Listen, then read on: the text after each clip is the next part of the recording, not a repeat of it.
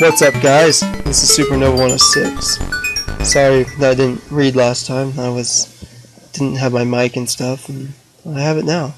So here we go. Let's get over to In the Nursery and let us continue this. I wonder.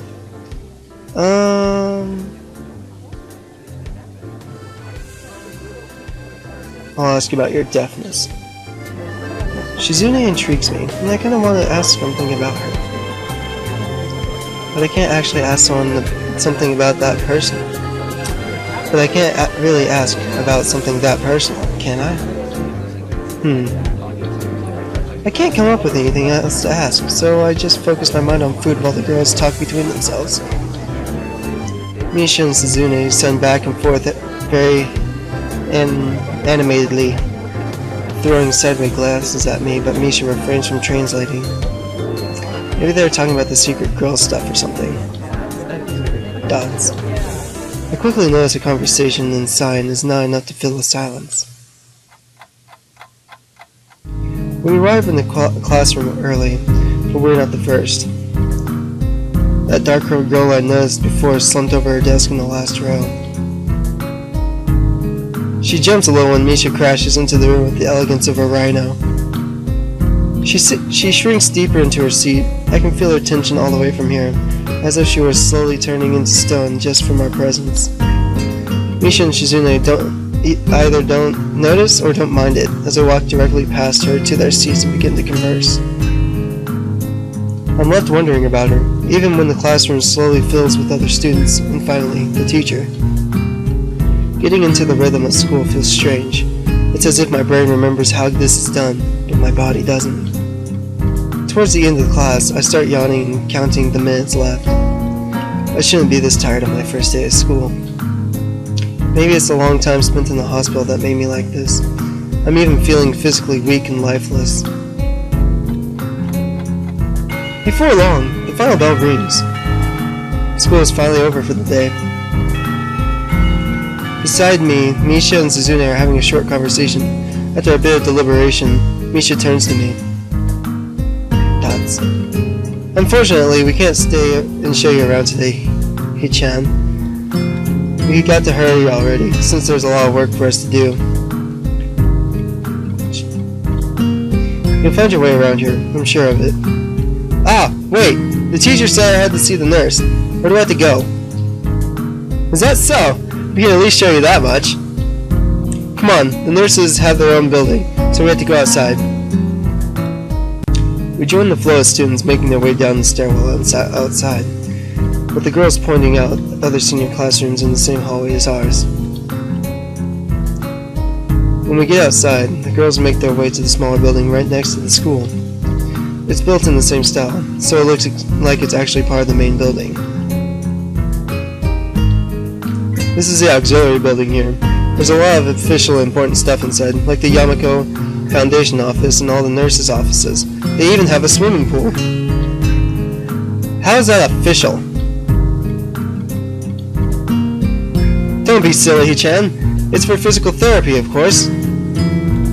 Anyway, all the nursing staff facilities are in there too. The head nurse's office is on the first floor. You'll be fine from here, right? We'll be going then. See you tomorrow. Yeah, thanks. Bye. A whole building for stuff that has nothing to do with the actual education? I guess it's necessary for a place like this. I walk in, hoping that this will actually be only a quick visit like the teacher said. On a white door on the left is a green cross with the text, Head Nurse, and a nameplate. A voice heard from inside responds to my knock and almost immediately, but I can't quite make it out. It sounded a bit like an invitation to open the door, so I invite myself further in. The room is not large, and it smells strange. A friendly-looking man turns around on his office chair to face me as I enter. His desk is neat and tidy, but the bin under the table is overflowing with used medical utensils, and there are at least a dozen coffee cup rings lingering on the desk. Hello there. What can I do for you today? He is young-looking and sort of rugged. The dimples on his cheeks wash that impression away when he smiles. Are you the nurse? He smiles like a person who has heard this very same question hundreds of times. Why, yes, I am. It says on the door, no? You can call me by my name or just the nurse, like everyone else. Of course, I shake off my confusion, realizing I should grab his extended hand. His handshake is rather firm and friendly. Right, I'm a new student, and my homeroom teacher told me to come and meet you. My name is Hisao Nikai. His lies add up with revelation, and he snaps his fingers. Oh, you're that Nikai. I was just reading your file in the morning. Some kind of chronic arrhythmia and related congenital heart muscle deficiency, right? He gestures me to sit down in the vacant armchair in front of his desk. Yes. Good. Well, you've probably been briefed about the school enough, so I'll just go over this quickly. We have all kinds of facilities available, mostly physical therapy and such. There's always someone from my staff around, even at night, so never hesitate to call us if there's a problem. The famous 24-hour nursing staff. Wow, this is like a hospital. Well, not exactly. For instance, we don't do brain surgery here. This joke feels so out of place I'm left thinking why he even said it. Yeah, just that it's really weird to have so many medical people at school. You'll get used to it. I'm not so sure of that myself, but I don't let the nurse know it. Now, let me just find your file again. While he searches for something from his computer and shuffles stacks of papers around, I let my gaze wander around the room. It's the epitome of generic, I had to say. Beige walls and ceiling, dark gray laminate flooring, and all the equipment you'd expect from a school nurse's office. Even the ridiculous educational posters are hanging on the four walls, reminding me to eat properly, 3 times a day, and from all the food groups. Smiling, the nurse draws a thick file from a stack of similarly thick files and opens it. So, you already have medication for the arrhythmia. Just remember to take your pills every morning and evening, or it won't be much help. Apart from that, do you do any sports, rash stuff like, I don't know, boxing? He grins to his own joke, but I don't.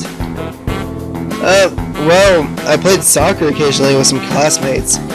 Alright, I'm afraid I'm going to have to recommend you refrain from doing that, at least for the time being. Oh. A lack of reaction makes him raise an eyebrow, but really, I'm not too bothered by him forbidding me to kick a ball around. I guess I never did out of burning passion for the sport. I just have something to do. Any kind of concussion might be very dangerous to your heart, and risking another attack is not a good idea. Was the previous one caused by a sudden concussion to the chest area? There is no mention of the cause in your papers. Not exactly. I sidestep the question acceptably, and he glances at me over his papers, with a more serious expression on his face.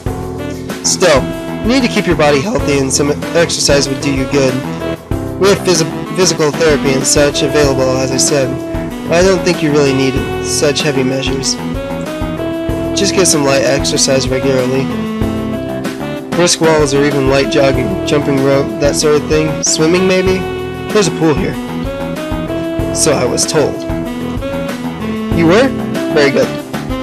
At any rate, I'm sure you've been told this before. You just need to take care not to overexert yourself. He wags his finger to emphasize the point. No need, really. I've heard this 1,000 times already. Absolutely no unnecessary risks. Take care of yourself. Okay. He goes over my papers one more time and sets them down on the desk, obviously content.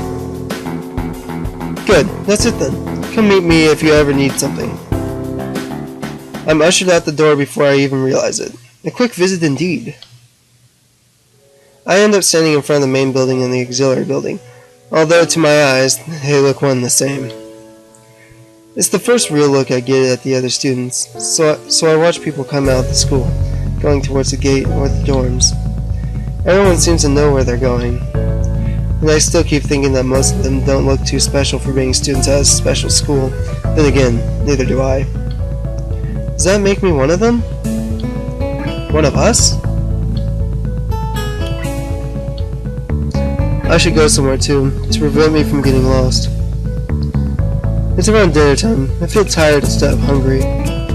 The weariness in me only grows as I trudge toward the dorms, set a little way apart from the main building complex. There is a garden of sorts between the school and the dorms, shrubbery, flowers, and that overbearing smell of fresh-cut grass that fills the atmosphere.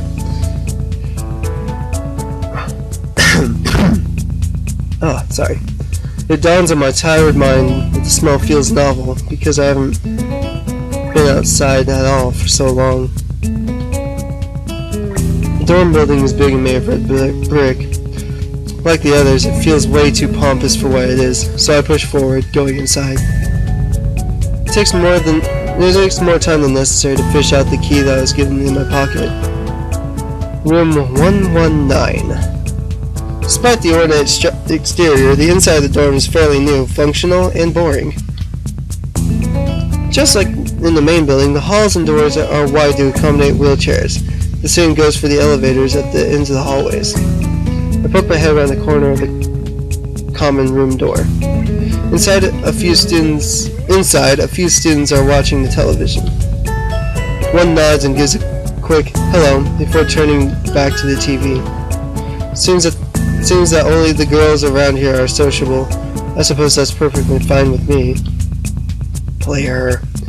I climb the stairs to the upper floor. Here, small corridors branch off from the main hallway. Each of these minor halls seem to have a toilet and a shower, as well as 4 rooms. About halfway down the hall, I spy room 119. The nameplates on the doors adjacent to mine are blank. I guess there are just 2 of us here.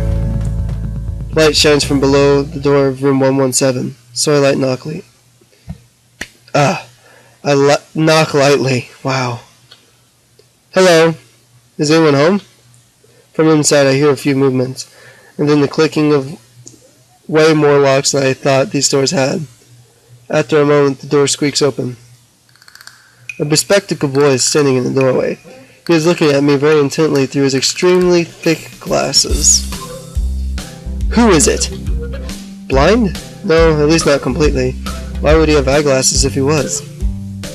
He leans closer to me until our noses are almost touching. His breath stinks of garlic. Issei Nakai. I'm moving into the next room. I thought I should introduce my... His face suddenly brightens in realization. He stands back upright, thrusting his hand out in smiling greeting, almost straight to my diaphragm. Oh, sup dude, name's Kenji. Ah, hi. I take Kenji's sweaty hand and shake it, still a real rattled by the sudden change of attitude and vehement welcome. There were some suspicious looking people going in and out of your room earlier. It was probably my parents. Your parents? You sure? Because they could have been some other people too. You can't judge a book by its cover. His out-of-place proverb is left hanging between us awkwardly as I try to think of some way to respond. I'd say the chances are high enough. He shudders and makes some exaggerated hand gestures. You're a brave man, Hiseo. Me? I don't think I could trust the chances. The only one I trust is myself. Does that mean I shouldn't get to know you either? He thinks about this for a while. A wise decision. Damn, you are smarter than you look. Probably. What do you look like? I hope not smart. He squints his eyes and leans closer again. I lean backwards to dodge it. Never mind, it doesn't matter. With that, he turns, fumbles around for a moment in search of the door handle, and shuts the door behind him. I slide the key into the lock of the door marked 119. Bleak beige walls, white linen, and the desk made of some type of light wood. Ugly curtains! It's no one's room, impersonal, like my hospital room was. My bags are sitting at the foot of my bed, looking a lot emptier than they did this morning. The closet is sitting open, stocked with my clothes. Also, it seems that there are a number of school uniforms hanging there as well. My note is pinned to the sleeve of one of the shirts. Hiya, Chan. We unpacked your things and made your bed. They said that if these don't fit, then you should go to the office tomorrow. If you have any problems, you can always call us. Love, Mom and Dad. Well, at least I don't have to worry about unpacking. I kind of hope I would have. Then there would be something to do. It's still too early. I put the note down on the desktop and lied down in the bed, feeling drained. Lying there makes me want to read something, but I have nothing with me. I wonder if the hospital conditioned me for wanting to read whenever I have nothing to do. The restless urge just keeps growing until I have to stand up. Maybe it's stress or something. I was pretty nervous about it before coming, and for the entire day, too. I still am, I think. Damn, I had to distract myself somehow, so I won't be this unnatural all the time. Tomorrow, I'll go borrow some books from the library. Yeah, I'll do that. But for now... The bottles of medications neatly arranged on my nightstand catch my eye. Night table, whatever.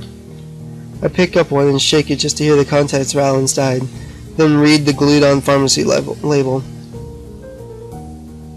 Iseo Nakai. Take 2 tablets daily to stay alive. Well, that's blunt. It doesn't really say that, but it could just as well. It's kinda twisted having your life depend on chemicals like this. I resent it a little, but what choice do I have? With a sigh, I begin my new daily ritual of taking the right number of pills from each bottle, being careful to check the correct dosages. I lie down again, feeling hollow and uncertain, and after that, I keep staring at the blank, unfamiliar ceiling for a long time. It doesn't start looking any more familiar, not even after the darkness falls and long shadows draw across my room like fingers. The sheets feel slightly more comfortable, warm and nest-like against the chill that passes for room temperature here. Soon, the lighter shade of darkness that is the ceiling looks like every ceiling does at night, and it becomes the only thing I recognize anymore. The night beckons me to sleep, and I feel the coldness of unfamiliarity and fear creeping up my spine once again. I keep drifting further away from the world I knew.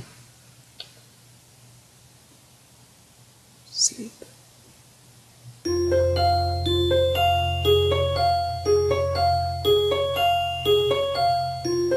Well, guys, that's a checkpoint. So, thanks for watching part 3, and my character just woke. He woke up in a strange room. And we will continue with this later. Thanks for watching, guys, and this is Supernova, signing out. Thanks for watching me read, or listening to me read, you know what I mean. See ya.